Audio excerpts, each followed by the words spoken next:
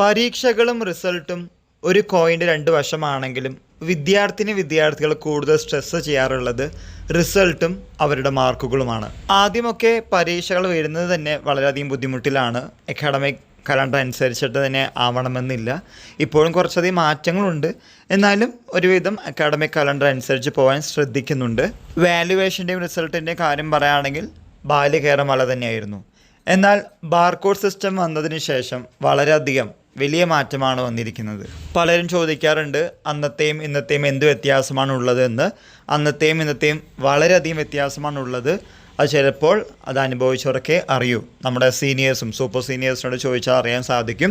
പണ്ടൊക്കെ ഒരു വാല്യുവേഷൻ കഴിഞ്ഞ് റിസൾട്ട് വരണമെങ്കിൽ അത്യാവശ്യം ദിവസം കാത്തിരിക്കേണ്ടതായിട്ട് വരാറുണ്ട്.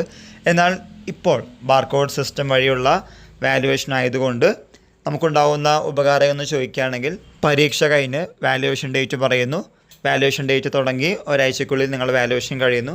അതിനുശേഷമുള്ള ഒരാഴ്ചയ്ക്കുള്ളിൽ തന്നെ റിസൾട്ടുകൾ വന്ന് തുടങ്ങാറുണ്ട്. അത് വലിയ മാറ്റം തന്നെയാണ് കാലിക്കറ്റ് യൂണിവേഴ്സിറ്റിയെ സംബന്ധിച്ച്. പിന്നെ വരുന്ന സംശയം റീവാലുവേഷൻ്റെ റിസൾട്ട് എന്ന് വരുമെന്നാണ്. പണ്ടൊക്കെ 3 മാസത്തിന് ശേഷം വന്നിരുന്ന റീവാലുവേഷൻ റിസൾട്ടൊക്കെ ഇപ്പോൾ നേരത്തെ വരുന്നുണ്ട്.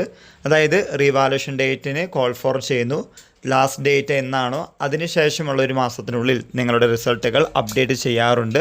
ആയതുകൊണ്ട് റീവാലുവേഷൻ സ്ക്രൂട്ടിനി ആൻസർ സ്ക്രിപ്റ്റിൻ്റെ ഫോട്ടോ കോപ്പിക്ക് അപ്ലൈ ചെയ്യുന്നവർ 1 മാസം വരെ വെയിറ്റ് ചെയ്താൽ മതി എന്നാണ് നമുക്കറിയാവുന്ന പുതിയ വിവരം. അപ്രോക്സിമേറ്റ്ലി 1 മാസത്തിനുള്ളിൽ തന്നെ റിസൾട്ടുകൾ അപ്ഡേറ്റ് ചെയ്യുന്നതാണ്. പലരും ചോദിച്ചതുകൊണ്ട് വീഡിയോ ചെയ്തു എന്ന് മാത്രം. ഈ വിവരം നിങ്ങളുടെ ഫ്രണ്ട്സുമായി ഷെയർ ചെയ്യുക. എല്ലാവർക്കും ഒരിക്കൽ കൂടി നന്ദി, നമസ്കാരം.